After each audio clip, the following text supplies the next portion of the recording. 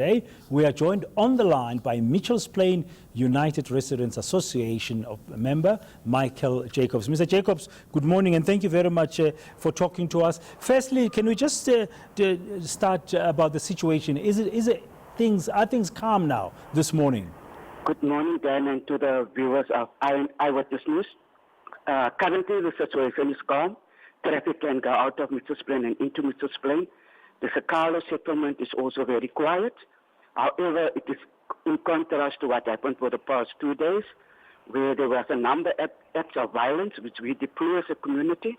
And it is quite unacceptable that the situation of Sikalo should continue now for more than 6 years, and there's no real solutions in how the city is going to deal with the informal settlement of Sikalo. Mr. Jacobs, what caused this latest violence?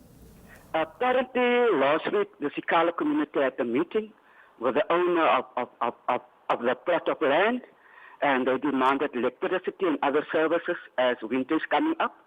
And the city apparently refused to have those services installed, as it is in an informal settlement. And I think that is why the community of Sikalo has taken to the streets.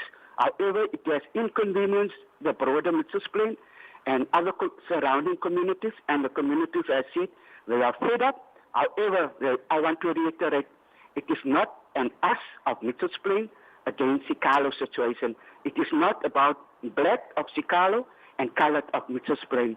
We all want to have a situation where the issue is being dealt with speedily, amicably, so that the residents of Mitchells Plain and surroundings are not inconvenienced upon the bus strike that is already affecting our communities negatively. Okay, Mr. Jacobs, I just want to understand a couple of things, just to pick up from what you've just said. First thing, you said the Mitchells Plain residents are fed up with what the Sikalo informal settlements residents have been doing over the last few years. Can you just explain that? What do you mean by that? What I'm saying is that there's been a number of initiatives between that community and the city of Cape Town. And up till yesterday, the city had an urgent meeting with the Sikalo leadership, totally excluding the leadership and communities of Mitchells Plain, which are also very much affected by this situation and the violence that erupted. So Mitchells Plain community feels that they are being isolated, that the city don't want to listen to them, as if that it is only the Sikalo community that matters here. Now, why the other part you mentioned is that then you went out to the streets, but it is not a situation of the black people of Sikalo informal settlement and the colored people of Mitchells Plain. I'm battling to understand why would that be an issue? Why would you put it like that? It is certainly not. It is a service delivery issue. It's an issue about housing that affects not only the Sikalo community, it also affects the residents of Mitchells Plain. Some of them has been on the waiting list for more than 30 years. We also have backyarders within Mitchells Plain, which is a very high number. And so they also need to have these housing opportunities. What the community of Mitchells Plain are saying, people shouldn't jump the queue when it comes to housing and service delivery, as they have the same problem which is being experienced by the Sikalo community, and that is the issue of housing. Now, can I just ask, I mean, from far, I'm not on the ground, I'm not in touch with everything there, but maybe you can help me understand, and our viewers here on eNCA, Mr. Jacobs, to understand why then do not the residents of Mitchells Plain, under your association and others, join the Sikalo informal settlement residents and march together for those services? It looks from us that you guys are now fighting each other.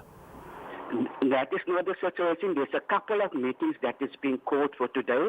I know the Muslim Judicial Council will have a meeting at 9 o'clock this morning with the Sikalo leadership, to which some of us has been invited in order to address the situation, to bring the communities closer together. And then from Minister Derek Anekom's office at the Mitchells Plain Parliamentary Office, they were also meeting in order to deal with the situation. And then the MEC, Dan Plato of the Western Cape Community Safety Department, has called for a meeting with the Mitchells Plain leadership at the Lenterfield Chef's boardroom at 11 o'clock. So there's a number of initiatives in order to deal with this thing, so that we don't have a situation where anarchists and a small amount of anarchists which caused the havoc last night, where they used live bullets to shoot on the police, and in the event they endangered our people's lives that had a peaceful protest last night. Now, Mr. Jacobs, you said earlier that the people of Mitchell's Plain feel excluded. They were not involved in the consultations that have happened earlier between the local authorities of Cape Town and the residents of Siqalo informal settlement. The new initiatives you're talking about that are going to be happening from today, are you together as Mitchell's Plain residents and the residents of Siqalo informal settlement going in there together so that you are both involved when the discussions are happening?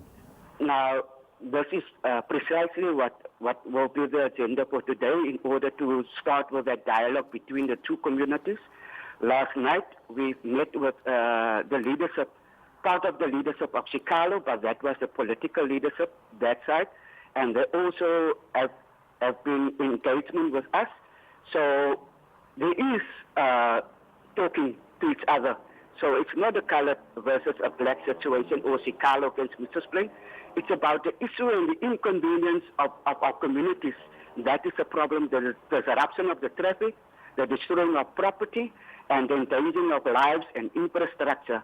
So it is clearly what we are saying, it is not a black and colored issue. Finally, before I let you go, Mr. Jacobs, we understand there was some live ammunition fired last night, and the police were then forced to fire rubber bullets. Do you have any idea who in your community would have used live ammunition?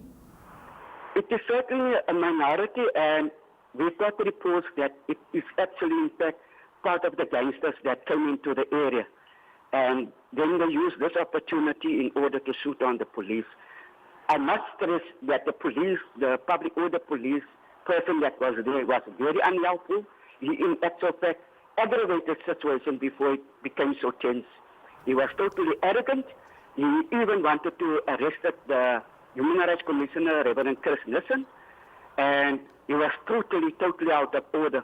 So we call on SAP's management to put a person, very senior person, in place of public order policing that knows how to deal with the community. The person that was in charge last night was totally out of order.